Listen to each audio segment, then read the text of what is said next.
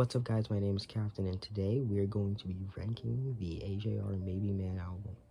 Now, if you didn't know already, the Maybe Man came out, I think, like 5 weeks ago or so, sometime in September. No, I mean November, Jesus. And yeah, I'm a pretty big AJR fan, so without further introduction, let's get into it.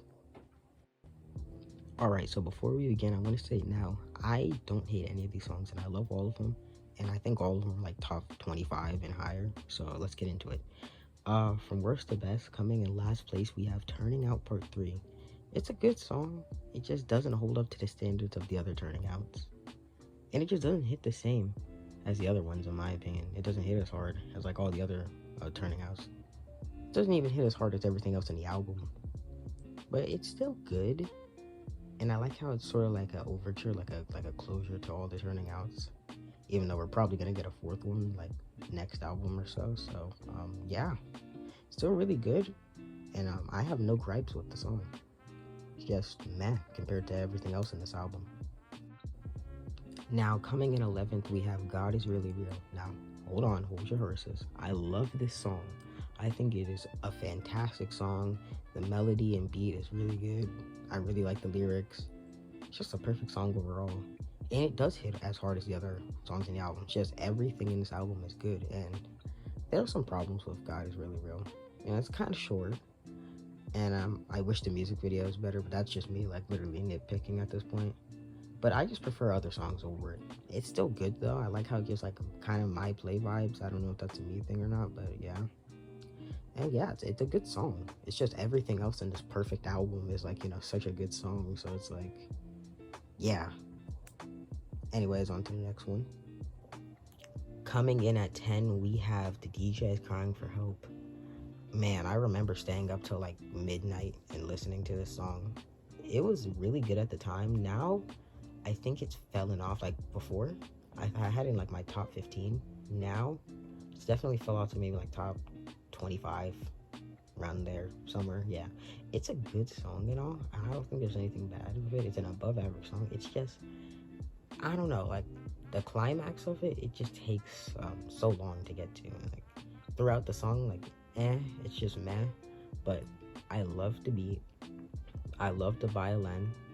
It's all just really good, and the beat is perfect. The lyrics are pretty interesting too, to say the least. I like the theme of the song and everything. The music video was fun to watch. And yeah, I just think it was a good song. It's just compared to all these others, like I said, with God Is Really Real, it just doesn't hold up. Anyways, on to the next one. Coming in at 9th place, we have I Won't. I think, like, if I can't remember right or something, but I think I Won't. Yeah, that was the newest song. When I started listening to AJR, that was their latest song out. So I'm like, yeah, I'm still pretty recent and new. But back in the day, I thought that song was top 10. Now it's definitely dropped down to my top 25, but I think it's really good. It's possibly the most forgettable song in the album, in my opinion, but still a perfect song, and I love it. I love the beat. I love like the weird piano, like the sinister piano sound. Like, I think it was just really good. It was just a really good song. Music video is good. I like the lyrics, and they marketed the heck out of that song. But yeah, it was a good, like the good first single, for the album, and I have no gripes with it. Next up, we have Steve's Going to London. Now, don't get me wrong, Steve's Going to London, I still think it's a fantastic song and really good, but it's gonna have to go at 8, sadly. Now, God, my brother's gonna kill me for this. He's a diehard fan of the song, but the song is good. I like all the beat changes and how it's a song about nothing, or like writing a song about nothing. It's just like, it's a really good concept, because like, all these artists have like, the concept of the songs is always, it's got to be about this, got to be about that, and this one doesn't have to be about anything. And I really like the beat, and I like it, like the Steve Going to London and all that. It's just really good. I don't know, like compared to like everything else above it, it does compare. Just, I think these other ones are better. Now, I will say though, when I first listened to the album, this was in my top 3 songs. But yeah, now it's gonna go here for now. I don't understand why it gives me record player vibes. Is that just a me thing? But it actually reminds me of record player. Could just be a me thing. But yeah, let's move on. Alright, coming in at 7th place, and I'm sorry if the audio is a little weird, like transitioning, but Hey man, that's what happens when you're a budget YouTuber like me. But yeah, coming in at seventh, we have Yes I'm a Mess. Now I remember when Yes I'm a Mess came out. That night was just so hyped for me, dude. Oh my goodness. I think like the day before I was at a museum and I saw the announcement and I lost my mind. But yeah, the song is just really good. I really like the Western whistle. Really good beat. And I really like the demo version of the song too. The little so what? If I'm not mistaken, that they played on the podcast. I forgot whose it was. But I really like the concept of like just the Yes I'm a Mess in general. I think the beat is really good. The Western style, about like the whole theme of the song about packing up and like, leaving, getting out of this crappy life. Really good. And I just think the only problem with this song is that the ending's overrated. It felt like it was made to trend on TikTok, even though I know it definitely isn't. Cause I know how they feel about that. They try to make their songs like not TikTok worthy. But yeah, other than that, the song is still good, and I really like the song. And from here on out, it's really hard for me to like rank these songs, and the rankings can change at any time, really. But yeah, let's get into the next one. Coming in at top six, just shy of the top five, we have "The Hole in the Bottom of My Brain." I really love this song, and it actually used to be in my top five, like at least like 3 days ago. I'm gonna be honest. All these like songs coming up, dude, so hard to rank, but I love "Hole in the Bottom of My Brain." It's good. I like how it like slowly and slowly just gets wilder and wilder, and he just starts losing his mind and losing it. And I like the theme of the song, like filling your brain up with like you're depressed, but you're filling it up with like money, Instagram, partying, stuff like that. I think it's a really good concept. I love the beat.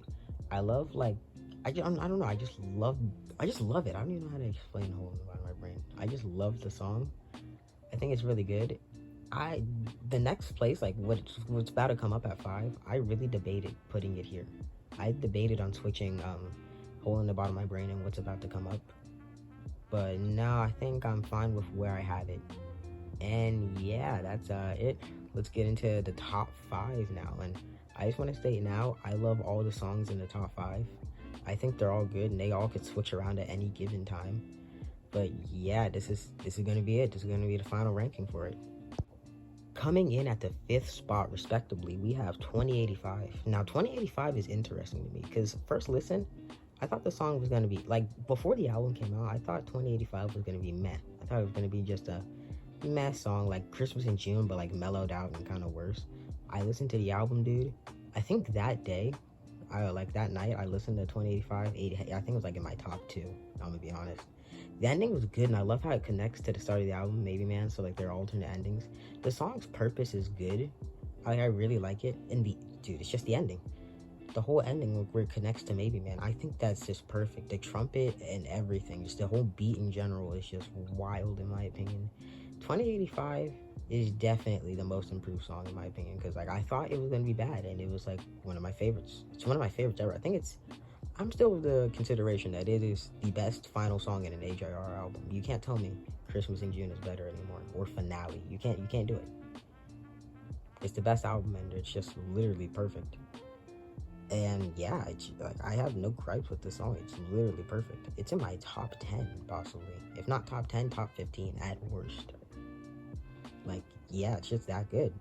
Anyways, on to the fourth song, which is somehow better.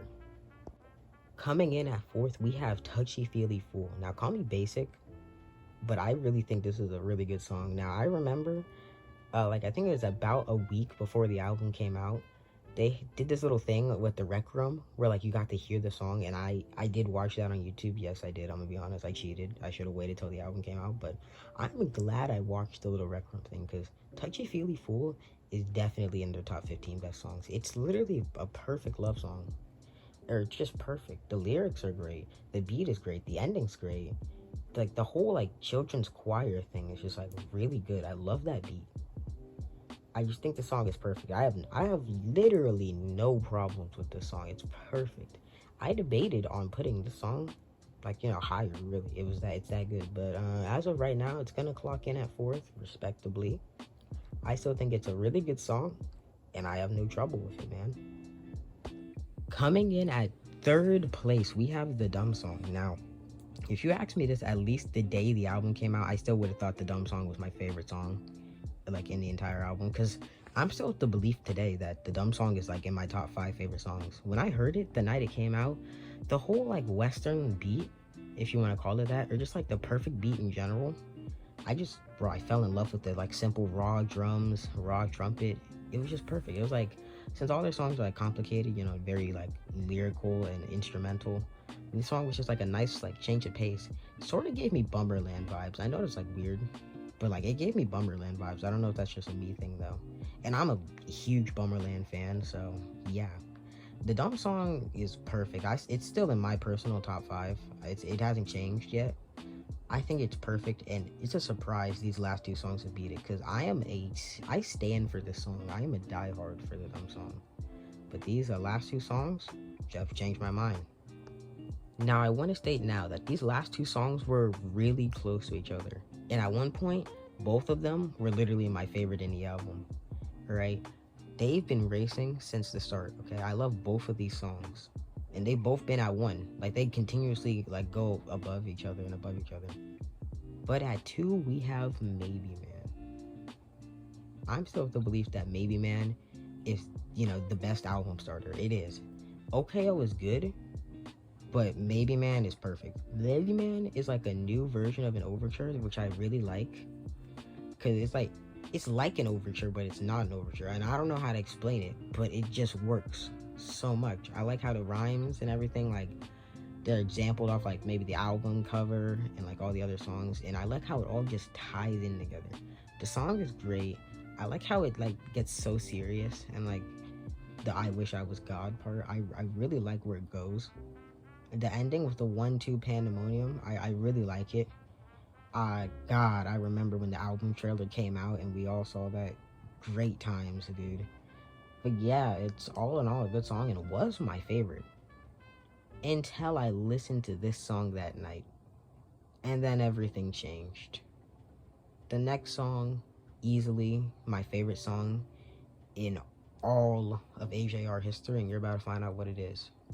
My favorite song out of every song in AJR history and the Maybe Man album is Inertia. Now, call me basic, call me a Click fan, I don't care. It's such a good song. I love the beat, and I love how it just gives me like 3 o'clock things vibes, which, I mean, you probably don't know this because I don't talk about AJR until now. 3 o'clock things was my favorite song from AJR at one point, like last year around August time. 3 o'clock things was it, dude. It was my favorite song, and since this song like takes the 3 o'clock vibes and just like makes it better, it's just perfect. I love the theme of the song, the inertia, like, you know, like not wanting to change, or like not being able to change. I go through that a lot, which is kind of sucks, but yeah, I think the beat is good, the lyrics are really good. I have no gripes with the song in the slightest. It dethroned World's Smallest Violin as my favorite AJR song ever. I used to be a World's Smallest Violin stan because it's what got me into AJR. Now, here's a little backstory. I think it was about 2021. I listened to Bang. Like, I heard it on a YouTube short. Yeah, come on, leave me alone. And I really liked the song, so I listened to that. But then I didn't really listen to their whole discography. It was just that.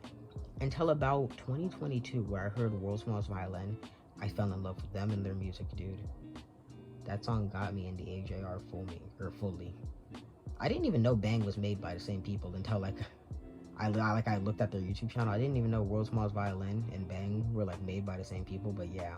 World's Smallest Violin became my favorite song ever, and it wasn't even close until Inertia came out.